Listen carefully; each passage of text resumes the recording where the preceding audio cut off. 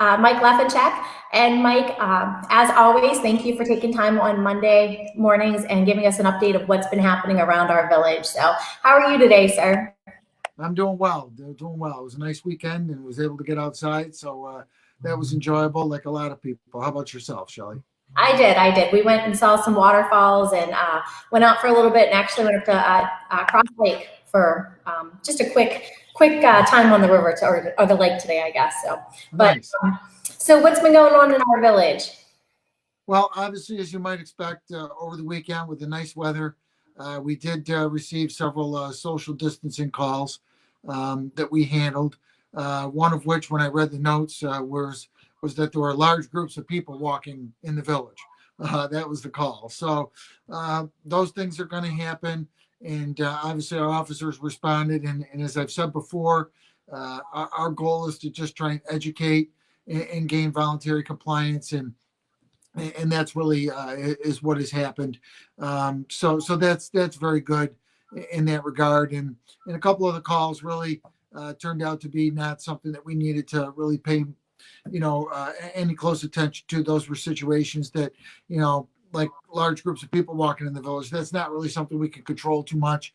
And again, if you could just, when you're passing people, try and make sure you maintain that 6 foot distance, that gap there.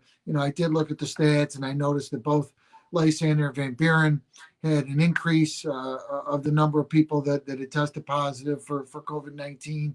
So that's just something for us to be mindful of, that it is in the community, and for us to be aware of that. We've also handled, people have called in regarding suspicious persons around businesses or schools. As we know, there's a number of businesses that are closed and not in operation right now. And certainly schools, and the governor has indicated that schools will not be in session for the rest of the academic year. So we're looking at September at the earliest. So people have called in about those. And quite frankly, we appreciate those. We're going to go. We're going to check them out, make sure that the people that are there at those locations are there legitimately and have a purpose. And in each case that they did. So we handled those and move forward. So those are a couple things that we have been dealing with. And then I was meeting with one of our officers this morning, who always goes over the stats for the week and provides me with that information every Monday morning. We did handle several domestic dispute, as well as some mental illness calls. And I know last week we talked about that as well, and both on my podcast as well as the mayor's. You indicated the number that you could call for domestic disputes, and obviously there's 211 if you're struggling with mental health issues. There's services available, and obviously if there's a domestic that's occurring right then and someone's in danger, we would ask that they call 911 so our officers can respond as immediately as possible. But those calls do persist; they do occur on a regular basis for us, and those are some of the things we're dealing with. A lot of times people like that whole, I'm going to mind my own business. I don't want to call the police. I'm sure everything's fine. It's nice that you are getting the calls, because a girlfriend of mine, it was outside of the village, but her business was broken into, and they did take, some stuff of value. And it's disheartening when you go to your business and somebody else has been there touching your stuff and they take things. So if people see stuff, that's unusual, right? It's good that they are calling and they're not just, well, it's not my business, I'm going to stay out of it.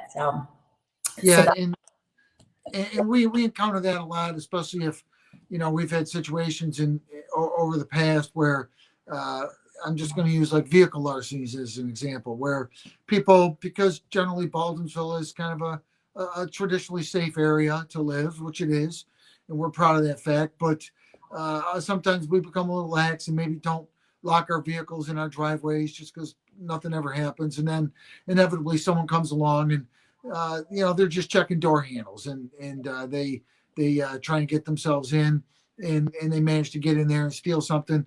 And sometimes we've had people say, geez, I heard something, or my dog barked, or I saw somebody outside, but I didn't call. And that was 3-4 o'clock in the morning because they didn't want to bother us. And we've got officers working now. We've got officers that work 24 hours a day, and that's their purpose for being there. So to your point, we would much rather have people call for us to just ensure that, yes, everything's fine.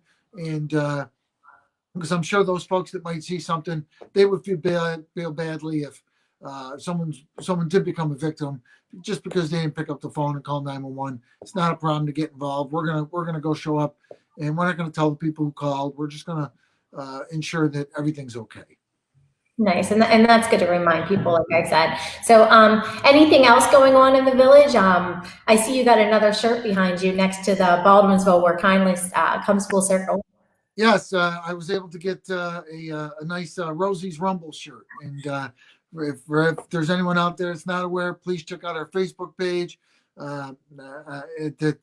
We've got our little 4-year-old officer Rosie, who's battling cancer, and she's just doing a great job. And her family and friends have put together some shirts that they're selling, and I was able to get one, and it came, and I wanted to make sure I displayed it with the other shirt we talked about last week.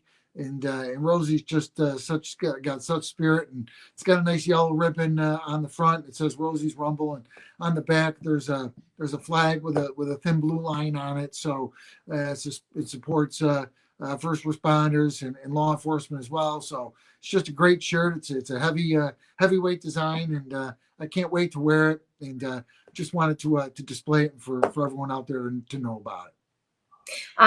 Going back to a conversation we had a previous week, I know the Memorial Day parade has been canceled, and you said there was a couple of things that were still taking place that I wasn't even aware of, like the wreaths that dropped into the river off the bridge.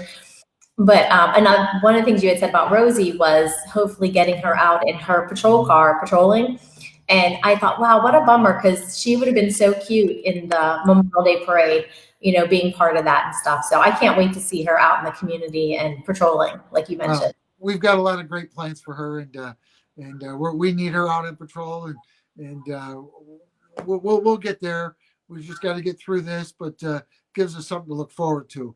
One other thing I wanted to bring up: we have had a number of people call the police department asking if we could do some fingerprinting for them. There's many businesses or professions that require for individuals to become fingerprinted, but due to the coronavirus, we have shut down the police department. So we don't allow people in right now that don't have to come inside. We've only actually brought 1 or 2 people back here that we've had under arrest, even to fingerprint and photograph them, only if we absolutely have to. One was a domestic dispute where we were going to be seeking an order of protection. That person was in our custody, so they came back here. Otherwise, even individuals that we're arresting, we are simply issuing them an appearance ticket, and we're going to process them, meaning a fingerprint and photograph at a later date and time. There is a company that we're referring people to, because traditionally for village residents or individuals that worked at or owned a business in the village, we didn't charge for that service. And even when we did, it was just a very nominal $5 per card fee, which is, a quarter of what anywhere else might charge per se. But right now, just for officer safety purposes, and our goal is to keep our staff as healthy as possible and to limit the number of people inside our building, we're just simply not offering that service right now. And I know we've had some folks that have been, a little bit upset by that information and that news, just as they have been struggling with where to find a place to get that done. I certainly sympathize with them, and we would much prefer to be doing that, but right now we just simply can't. So that's a service. And then the other thing I wanted to make sure people were aware of is that we do have some officers that have been specifically trained to install child safety seats. And you might not think that that's much of a task, but it's actually a 4-day school that the officers go to install those seats. It's 4 8-hour days for them to learn about the child seats, the way they're designed, seat belts, the way they're designed, and then the proper installation techniques for different vehicles. And I just even remember when my children were small, which was many years ago, having a couple officers here put those seats in and how secure they were. So that service for individuals in Baldwinsville that might have a need to have a child seat installed. Maybe they've just had a baby and they've just had a child and no seats were installed, or the seat is installed improperly. those things we're evaluating on a case-by-case basis. And if the need is urgent and if we can accommodate it, we will, because we view that as really an area of public safety and public health. And someone were in an accident with an improperly installed seat, we would certainly want to make sure that we could do everything we can to make sure that those occupants were as safe as possible. So those, call us up. We'll evaluate those on a case-by-case basis. But the fingerprinting right now, we're just not doing. Okay. So my eyes are watering, Chief, because I'm trying not to laugh on camera. When my son, who's now a senior, was a baby and they had the carriers that went into a stroller, we put that in, first time mom and dad, we put the seat in and we went around a bend. And it's funny now, it was not funny in the moment. And that seat just toppled. And our son, who luckily was strapped in very well into the seat, was going sideways, and it was mass panic, new mom freaking out, diving back. So it's really important to know how to put those seats in. We ended up going to a police station after that and getting the car seat put in properly. But so it seems like it's easy, but that was. No, it really is not. And people are always surprised when I say, no, we send the cops to like literally 32 hours of in-service training to know how to do this, because it's a pretty powerful. They show them some obviously some video of crash scenes, aftermath of improperly installed seats, and the cops come back, they're like, this was brutal, like emotionally and everything else. And it gives them a real perspective of why they're doing what they're doing and why they're there. So I think I've got some knowledge and ability for that, but I didn't even mess around when the kids were little. And yeah, I'm not surprised that happened, just because there's certain ways of doing it. And the other thing that the officers do is they actually look at the model number of that seat, that manufacturer and that model number, and they cross-reference that. They'll then come in the police department, look that model number up to ensure that there's no recalls, safety recalls or manufacturing defects or anything associated with that. And then if there are, we'll ensure that some way, shape, or form, there's a new one there for them to use.